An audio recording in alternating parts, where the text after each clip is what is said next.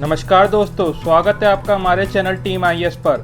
आज के वीडियो में हम बात करेंगे कि इतिहास में आखिर ऐसा क्या हुआ था कि अंग्रेजों को औरंगजेब से माफ़ी मांगनी पड़ी थी। दोस्तों, भारत में ईस्ट इंडिया कंपनी का आगमन सन 1600 ईस्वी में हो गया था, लेकिन मुगलों की सत्ता पर औरंगजेब आलमगीर बनकर बैठा था। ये समय था जब भारत के दक्षिण और पश्चिमी हिस्से के कुछ हिंदू स्वराज मुगलों को धूल चुटा चुके थे, लेकिन भारत के काफ़ी हिस्से पर अब भी मुगलों का शासन था। औरंगजेब के शासन काल में अंग्रेजों ने भी मुगलों को धूल चटाने की कोशिश की थी। आज हम उस युद्ध के बारे में चर्चा करेंगे। दोस्तों, इस युद्ध का नाम है चाइल्ड का युद्ध। चाइल्ड के युद्ध को पहला एंग्लो मुगल युद्ध भी कहा जाता है। दोस्तों, आपको बता दें कि भारत में विभिन्न बंदरगाहों से अंग्रेजों को व्यापार करने की छूट मिली हुई थी। गुजरात, महाराष्ट्र, बंगाल और तमिलनाडु के कुछ बंदरगाहों से अंग्रेज सीधा व्यापार किया करते थे। भारत से रेशम, मसाले, कपड़े और खनिज का व्यापार बड़ी मात्रा में होता था। खासकर ढाका के मलमल की ब्रिटेन में बहुत मांग थी। अंग्रेज इन तमाम चीज़ों का व्यापार भारत के बंदरगाहों से करते थे। मुगलों की तरफ से उन पर कोई खास दबाव नहीं बनाया गया था, ना ही उन्हें कोई हिस्सा देना पड़ता था। मुगलों की तरफ से यही नियम था कि उनके सामान की कुल दाम का 3.5% कर के रूप में मुगलों को दे देना था। लेकिन समय के साथ साथ धीरे धीरे भारत में पुर्तगालियों का भी आगमन हो गया। वे भी भारत के व्यापार में पांव पसारने लगे। साल 1685 का समय था जब ब्रिटेन में कप्तान सर जॉर्ज चाइल्ड का एक महत्वाकांक्षी लेकिन मंदबुद्धि कैप्टन हुआ करता था। भारत में पुर्तगालियों के बढ़ रहे व्यापार को देखते हुए उसने मुगल बादशाह औरंगजेब से ब्रिटेन के लिए कुछ विशेषाधिकार की मांग की, ताकि भारत के व्यापार पर उसका एक छत्र अधिकार बना रहे। औरंगजेब ने व्यापार में उसकी एकात्मक सत्ता को स्वीकारने से मना कर दिया। ये देखकर चाइल्ड भी बिलबिला गया और उसकी बेवकूफ़ी कही जाए या बचकानी हरकत, उसने औरंगजेब आलमगीर को चुनौती दे डाली। अब जरा उस समय के औरंगजेब के साम्राज्य की बात करें तो भारत में फल फूल रहा मुगल सल्तनत दुनिया का सबसे समृद्ध और संपन्न अर्थव्यवस्था माना जाता था। भारत के सीमा क्षेत्र में अफगानिस्तान के सुदूर पश्चिमी क्षेत्र से लेकर ढाका और म्यांमार तक के सभी क्षेत्र आते थे। दुनिया की जीडीपी का 1/4 हिस्सा भारत से उत्पन्न होता था।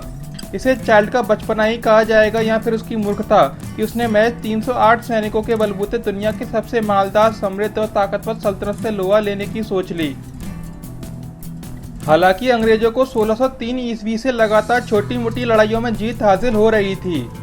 अति उत्साह का यह भी एक कारण था कि चाइल्ड को लगा कि वह मुगल हुकूमत को पराजित कर देगा। विशेषाधिकार के प्रस्ताव को अस्वीकार कर देने के बाद चाइल्ड बौखला गया और उसने भारत के समुद्री क्षेत्र में ब्रिटिश पोतें तैयार कर दी। उसने समंदर में उत्पात मचाना शुरू कर दिया। ब्रिटिश सेना को ऑर्डर दिया गया कि न सिर्फ विदेशी जहाजों को बल्कि मुगलों के जहाजों को भी नजर पड़ते ही लूट लिया जाए, ताकि कोई भी भारत के साथ व्यापार नहीं कर सके। लेकिन औरंगजेब, जो खुद क्रूर था, सनकी था, इस बात का बुरा मान गया। इसलिए उसने दक्कन के शासक सीदी याकुत को उसने चाइल्ड को सबक सिखाने भेजा। सीदी याकुत ने अंग्रेजों के मुंबई बंदरगाह पर अचानक रात को 20,000 सिपाही के साथ हमला कर दिया। तट पर पहुंचते ही उसने लगातार गोले दागना शुरू कर दिए। इससे अंग्रेजों में खेमे में कोहराम मच गया। आतंक मचने के बाद याकुत ने वहीं डेरा डाल दिया और मुंबई के चारों तरफ घेराबंदी कर दी। यहाँ तक कि उनके किले में जाने वाले राशन पानी तक को भी रोक दिया। याकुत ने जमकर लूटपाट की और किले के बाहर मुगलिया झंडा गाड़ दिया। ब्रिटिश सिपाही जो पकड़े गए हैं उन्हें काट दिया गया या फिर गले में जंजीरें पहनाकर उसे मुंबई की गलियों में घुमाया गया। अंग्रेजों की हालत उसने पालतू जानवरों से भी बदतर कर दी थी।